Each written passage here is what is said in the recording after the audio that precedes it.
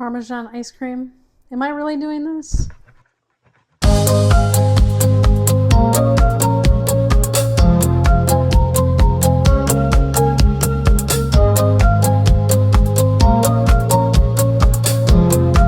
Today I'm going to be showing you how I'm making a Parmesan ice cream. Sound weird? I thought so, but I saw this on Tasting History with Max Miller and I knew I just had to try it. So Parmesan ice cream goes all the way back to the late 18th century, I believe 1789. It appeared in a cookbook called The Complete Confectioner by Frederick Nutt. And I was looking over the table of contents of that cookbook and it had over 30 flavors of ice cream. Some of them pretty standard that you would recognize, like strawberry and chocolate, some other fruit flavors, but there was also brown bread ice cream, which I guess involved toasting brown bread and stirring the crumbs into the ice cream or maybe caramelizing them. There is royal ice cream, which is a custard with some other flavors added. Burnt ice cream, which I believed involved browning the sugar until it was kind of burnt and then using that to make the sweetened ice cream. So just lots of different things. I find that in food history that maybe they didn't have as many ingredients, but there was a lot of exploration of different flavors that we don't really see these days. We kind of stuck to a lot of our ones that we've gotten used to, but in early cookbooks there was a lot more different fruits and vegetables and stuff used. So that's what got my curiosity going, like Parmesan in ice cream. So I had to try it, but I'm going to be using some different ingredients to make it Specific Carbohydrate Diet friendly. And if you're new here, Specific Carbohydrate Diet is just a particular diet that people with IBD will sometimes use to help. This recipe fit in pretty well because it uses a syrup instead of just sugar. So it uses a simple syrup that you can make from sugar, but I'm just going to use honey, and I'm just using straight honey. I didn't make it into a syrup. I didn't think that was necessary. And then the original recipe from 1789 uses cream. So I'm going to be using yogurt that was made from half and half. So it's my 24-hour SCD yogurt made from half and half. And then a little cashew milk, which I use to blend with the eggs, because in this ice cream you make a little bit of a custard. I think cashew milk will blend very nicely with the egg and not add a lot of flavor. And that's really the only changes, because the only other ingredient is Parmesan.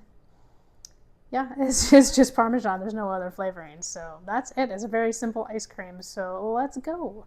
All right, my ingredients that I adapted to be Ninja Creami size, so about a pint, the standard Ninja Creami. I've got about a half a cup of finely grated Parmesan. It was all the way to the top, but since it's been sitting here, it kind of compacted. But so about a half cup, just under a half cup of Parmesan. I've got 1 cup of yogurt that I made myself with half and half, and I also strained it but for about 8 hours before now. Straining it helps it be less liquidy, which means it will freeze. There's less liquid to freeze into hard ice. So that's why I'm doing that.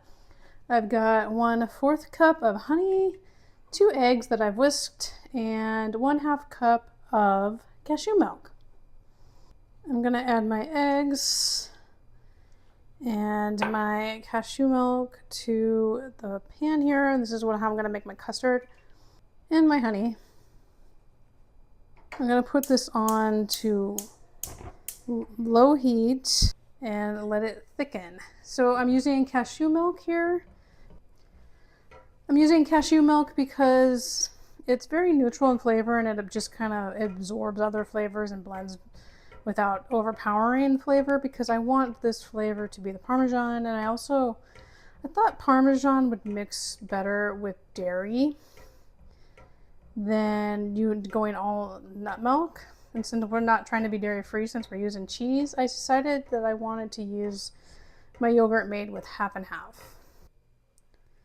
All right, my mixture is starting to thicken a little bit, maybe not as much as a standard custard, but I'm going to take it off the heat so it can cool down and we can mix it.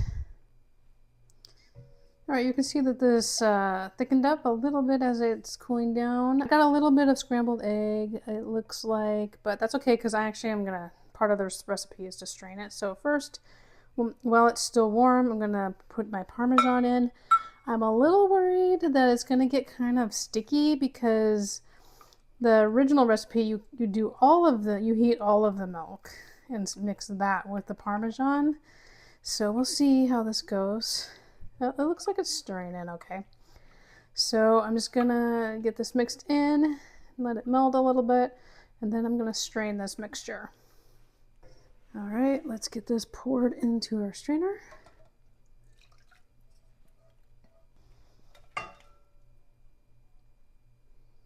That thickened up quite a bit. I don't want to shove it through the strainer because I don't want to push any particles through the strainer. So we'll just get this meshed through. Okay, I have my nice strained custard here. See, it's nice and smooth.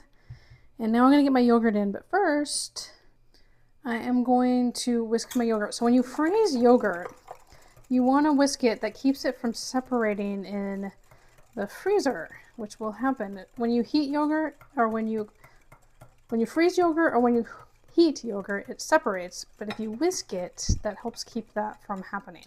All right, I've let this cool so that it won't cook my yogurt completely. I let it cool a little bit, and now I'm just gonna stir in my whisked yogurt. Hopefully this is enough yogurt, but I have some more. If it doesn't fill up my container, I will add a little bit more yogurt to this. Oh. All right. I am not gonna taste this mixture before I make it into ice cream. I'm a little afraid, so I'm just gonna wait until it's totally done, and then I'm gonna try it. So that's nice and blended together. So I will pour it into my Ninja Creami pint jar.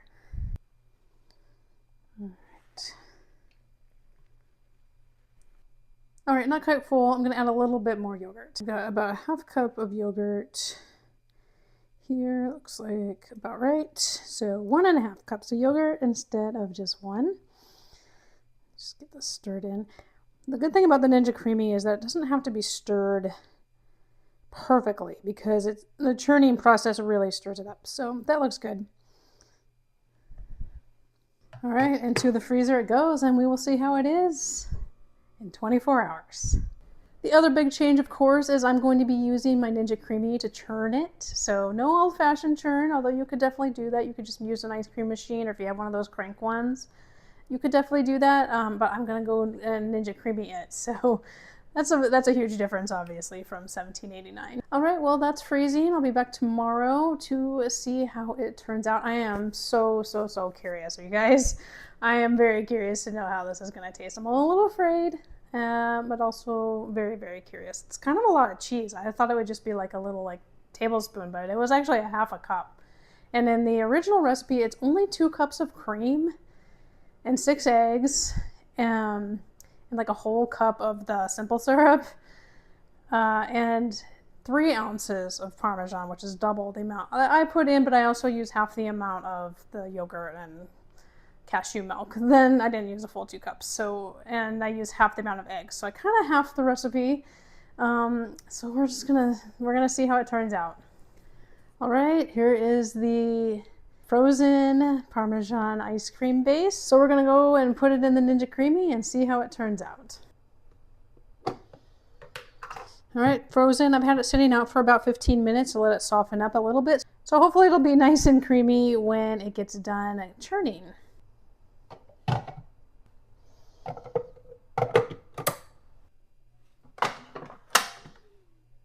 I'm going to use the light ice cream button like I usually do because we're using nut milk and not sugar, or not heavy cream, although it's kind of close. But I'm going to go with light ice cream, and that should be the right setting for this.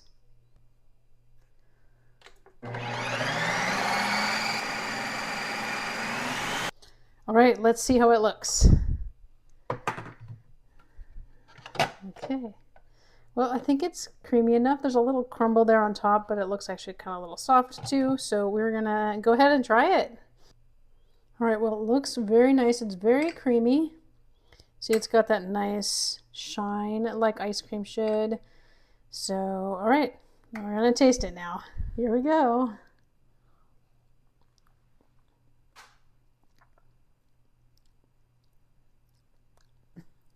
That's a very unusual flavor.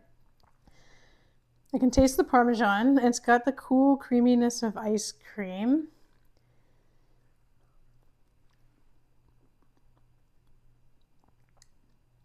Kind of tastes exactly like what it is, which is Parmesan mixed with ice cream. It's good, but not. It's very unusual. It kind of hits you in different waves. Like you get that Parmesan feel, and I use Parmesan Reggiano. I think that's how you say it. So I went for like the very most flavorful Parmesan. I kind of was tempted to buy like one of the more milder ones, but I decided to go full bore with the full on, expensive Parmesan, very aged flavor. And so I can taste that in here. It's just very unusual.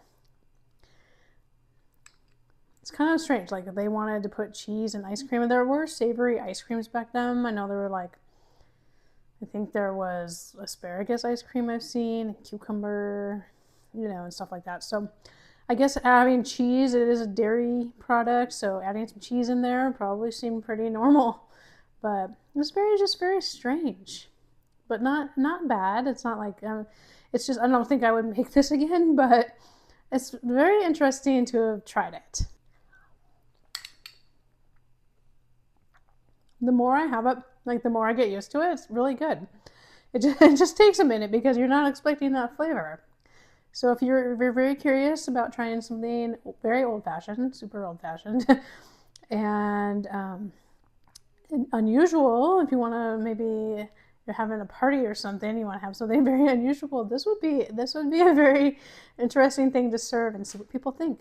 So what should I try next? Do you know any old recipes that would adapt well to SCD diet? Just let me know, drop a line in the comments, and don't forget to like this video if you enjoyed it. That really helps me out to know what's going on with my viewers, and I'll see you in the next one.